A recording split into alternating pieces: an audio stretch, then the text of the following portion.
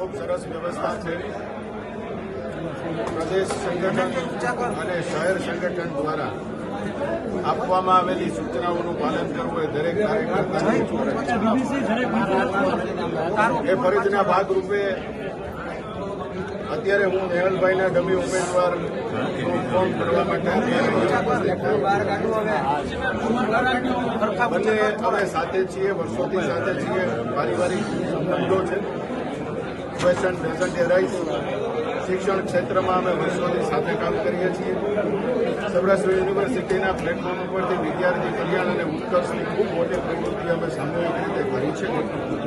Question doesn't arise. પરંતુ ક્યાંક ને ક્યાંક પ્રદેશ સંગઠન અને શહેર સંગઠનની સૂચનાનું પાલન એક સંનિષ્ઠ કાર્યકર્તા તરીકે કરવાની એક ફરજ હોય છે. પાર્ટીની એક આચારસંહિતાઓ છે. એ આચારસંહિતાના પાલનની એક પ્રક્રિયા મારા દ્વારા પૂર્ણ કરવામાં આવે છે. સભા ખેલદિલી છે, પરંતુ દુઃખ થાય છે મંચ ઉપરથી ઉતરવું પડ્યું. જો નારાજગી બિલકુલ નથી. દુઃખ થાય એ સ્વાભાવિક છે. મારી જગ્યાએ નેહલભાઈની જગ્યાએ હું હોઉં તો પણ શું પરિસ્થિતિ થાય, એટલે દુઃખ થાય એ બહુ સ્વાભાવિક છે. પરંતુ નારાજગી બિલકુલ એક પણ પ્રક્રિયામાં, એક પણ નિર્ણયમાં પાર્ટીના કાર્યકર્તા તરીકે ખૂબ સરસ રીતે ભૂતકાળમાં પણ કામ કર્યું છે.